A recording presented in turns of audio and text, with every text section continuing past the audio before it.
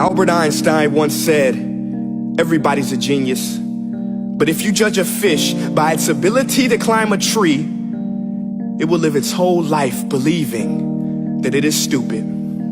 Ladies and gentlemen of the jury, today on trial we have modern day schooling. Glad you could come. Not only does he make fish climb trees, but also makes them climb down and do a 10-mile run. Tell me, school, are you proud of the things you've done? Turning millions of people into robots, do you find that fun? Do you realize how many kids relate to that fish? Swimming upstream in class, never finding their gifts, thinking they are stupid, believing they are useless? Well, the time has come, no more excuses. I call school to the stand and accuse him of killing creativity, individuality, and being intellectually abusive. He's an ancient institution that has outlived his usage. So, Your Honor, this concludes my opening statement, and if I may present the evidence of my case, I will prove it. Proceed. Exhibit A. Here's a modern day phone. Recognize it? Here's a phone from 150 years ago. Big difference, right? Stay with me. Here's a car from today. And here's a car from 150 years ago. Big difference, right? Well, get this. Here's a classroom of today. And here's a class we used 150 years ago. Now ain't that a shame? In literally more than a century, nothing has changed.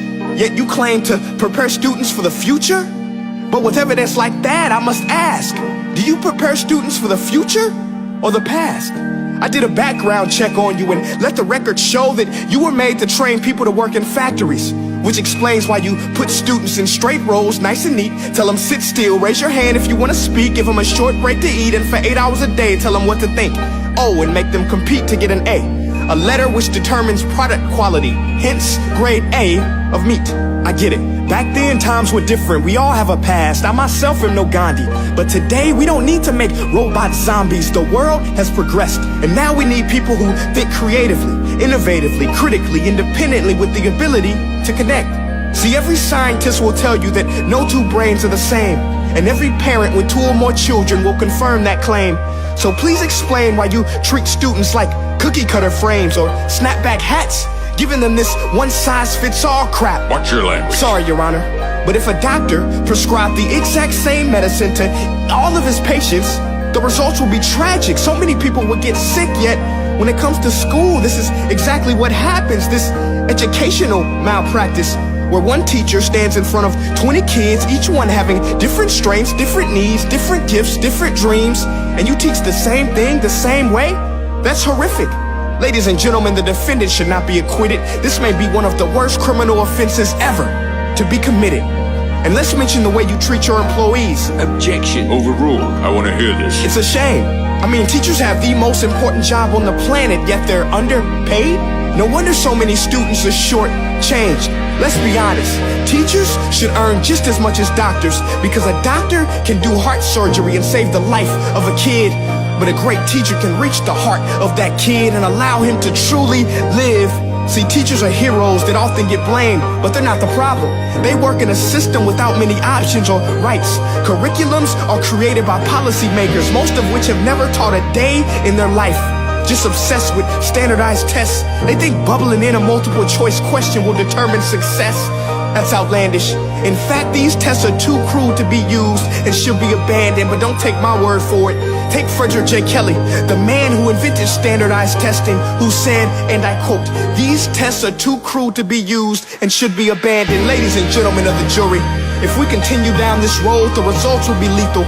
I don't have much faith in school, but I do have faith in people. And if we can customize healthcare, cars, and Facebook pages, then it is our duty to do the same for education, to upgrade it, change it, do away with school spirit, because that's useless. Unless we're working to bring the spirit out of each and every student, that should be our task. No more Common Core. Instead, let's reach the core of every heart in every class. Sure, math is important, but no more than art or dance. Let's give every gift an equal chance. I know this sounds like a dream, but countries like Finland are doing impressive things. They have shorter school days. Teachers make a decent wage. Homework is non-existent, and they focus on collaboration instead of competition. But here's the kicker, boys and girls. Their educational system outperforms every other country in the world. Other places like Singapore are succeeding rapidly. Schools like Montessori, programs like Khan Academy, there is no single solution. But let's get moving, because while students may be 20% of our population, they are 100% of our future. So let's attend to their dreams, and there's no telling what we can achieve. This is a world in which I believe, a world where fish are no longer forced to climb trees. I'll rest my case.